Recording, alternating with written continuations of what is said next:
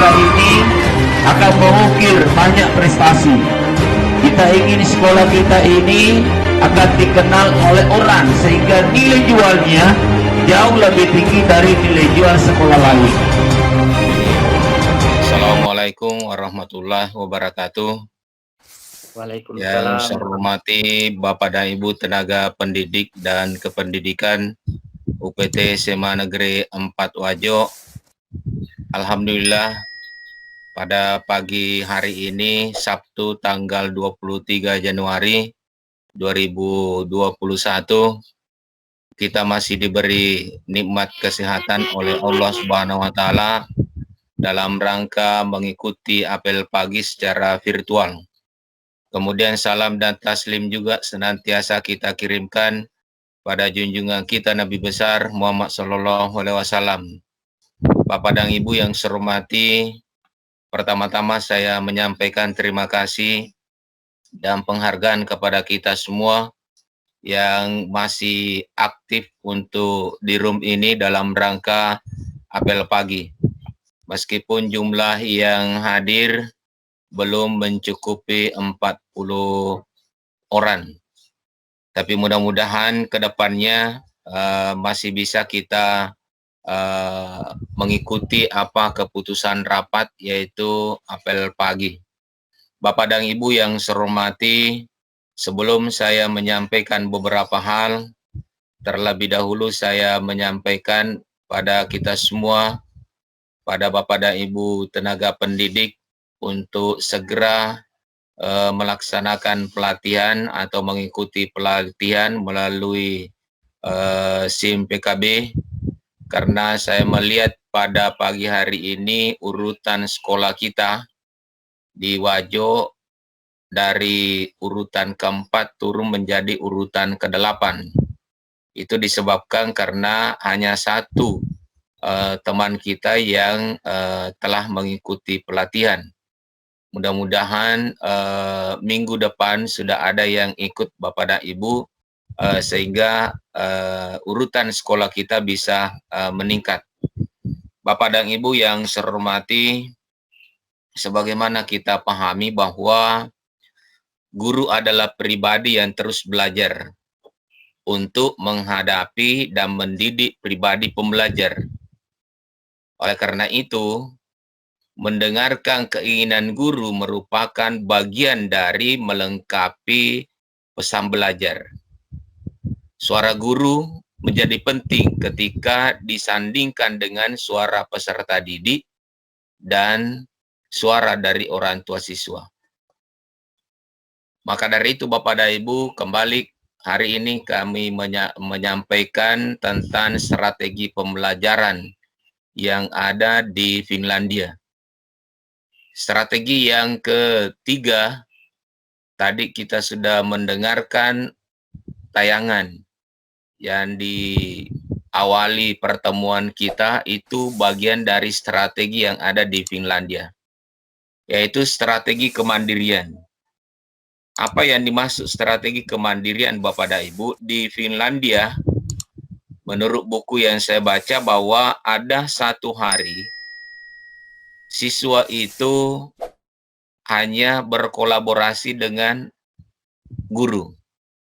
Siswa diberikan tugas, kemudian siswa itu mandiri mengerjakan tugas, bisa ke perpustakaan, bisa ke teman sejawat, bisa juga di taman, bahkan Bapak dan Ibu yang saya hormati, bisa juga duduk bersanding dengan guru.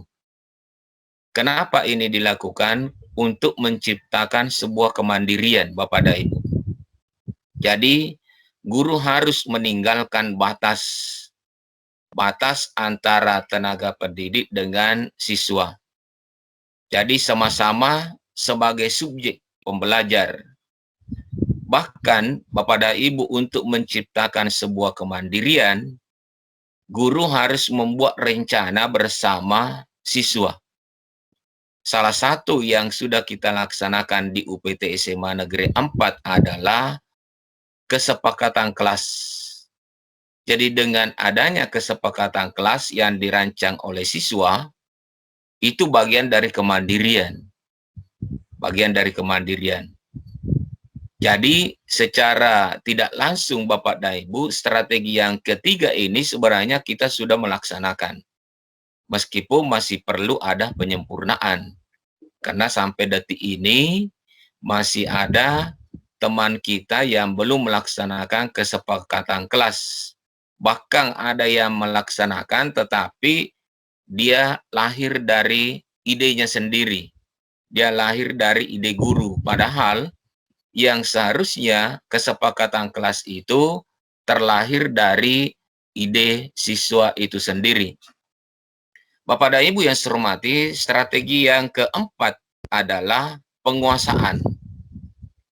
Penguasaan artinya guru mengajarkan hal-hal yang mendasar.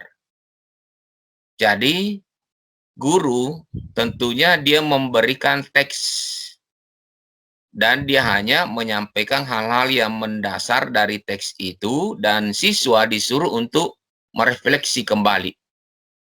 Jadi dengan adanya refleksi seperti itu, maka tentunya siswa bisa menguasai teks itu. Siswa bisa menguasai pembelajaran itu, Bapak dan Ibu. Oleh karena itu, di dalam penguasaan yang dimaksud di sini, bahwa kita sebagai guru itu hanya sebagai fasilitator. Kita hanya sebagai inspirator. Selebihnya, diserahkan kepada siswa untuk berkolaborasi dengan teman-teman yang ada. Sehingga ketika nanti siswa itu sudah melakukan penguasaan materi, maka tentunya guru kita harus mengevaluasi, harus menguji, harus menyuruh untuk persentase apakah betul materi itu sudah dikuasai atau tidak. Kemudian strategi yang kelima Bapak dan Ibu adalah strategi pola pikir. Artinya Bapak dan Ibu yang saya hormati, kita sebagai guru harus menciptakan kolaborasi yang di luar dari pembelajaran. Artinya, guru itu perlu berdiskusi dengan sesama rumpun mata pelajaran. Saya yakin dan percaya di UPT SMA Negeri 4 Wajo, kita seringkali berdiskusi dengan teman-teman serumpun tentang masalah-masalah yang ada dalam pembelajaran, tentang metodologi yang kita pakai dalam pembelajaran, tentang model pembelajaran yang digunakan, bahkan sampai kepada media. Saya yakin itu bisa dan pernah dilakukan di UPT SMA Negeri 4. Jadi dengan berkolaborasi dengan teman sejawat, dengan teman guru serumpun, maka pola pikir kita itu akan bertambah. Pola pikir kita itu akan terbentuk bahwa kita hidup harus bermasyarakat. Kita hidup bukan sendiri Bapak dan Ibu. Dengan nuansa-nuansa seperti itu Bapak dan Ibu, maka pengalaman-pengalaman yang lahir pada diri kita bisa kita bagikan kepada pengalaman yang ada pada teman sejawat. Begitu juga dengan teman sejawat, tentunya kita sama-sama menyadari bahwa tidak ada manusia yang sempurna. Pasti punya kelebihan dan kekurangan. Maka dari itu pembentukan pola pikir ini penting untuk kita tanamkan pada diri kita sebagai tenaga pendidik dalam rangka peningkatan kualitas keilmuan, kualitas pembelajaran kita di masa yang akan datang. Yang terakhir Bapak dan Ibu, strategi pembelajaran adalah jangan lupa bahagia. Kunci dari sebuah pembelajaran yang bermakna adalah menciptakan sebuah kebahagiaan Bapak dan Ibu. Oleh karena itu, Bapak dan Ibu yang ingin mengajar hari ini, maka luangkanlah hati kita untuk bahagia dulu, baru kita melaksanakan BDR. Semua permasalahan-permasalahan terkait dengan sekolah, permasalahan terkait dengan rumah tangga, itu dihilangkan dulu. Kita coba bagaimana hati kita ini bisa bahagia, dan dengan kebahagiaan itu bisa kita bagikan kepada peserta didik, dan pada saatnya nanti pembelajaran itu akan bermakna dan di dalam hati yang bahagia akan terciptalah sebuah kenikmatan untuk kita laksanakan. Kata kunci dari apa yang saya sampaikan Bapak dan Ibu, bahwa ajari siswa belajar dengan menciptakan keingintahuan. Niscaya dia akan melanjutkan proses belajarnya selama dia masih hidup. Saya ulang kembali Bapak dan Ibu, ajari siswa belajar dengan menciptakan keingintahuan. Niscaya dia akan melanjutkan proses belajarnya selama dia masih hidup. Jangan ajarkan mereka apapun, ke siapapun, tapi buatlah mereka berpikir dan berinspirasi. Saya kira itulah harapan saya Bapak dan Ibu. Lebih dan kurangnya mohon dimaafkan. Assalamualaikum warahmatullahi wabarakatuh.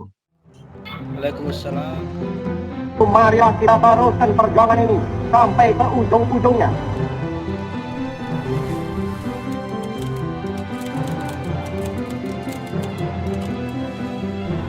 Kalau Anda mengatakan maybe nggak mampu, saya sudah buktikan mampu kok.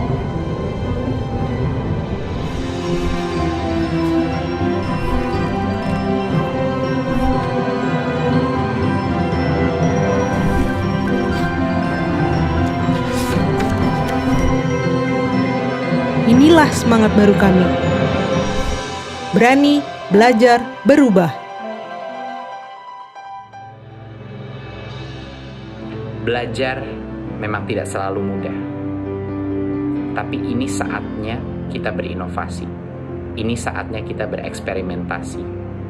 Inilah saatnya kita mendengarkan hati nurani kita dan belajar dari COVID-19 agar kita menjadi masyarakat dan bangsa yang lebih baik di masa depan.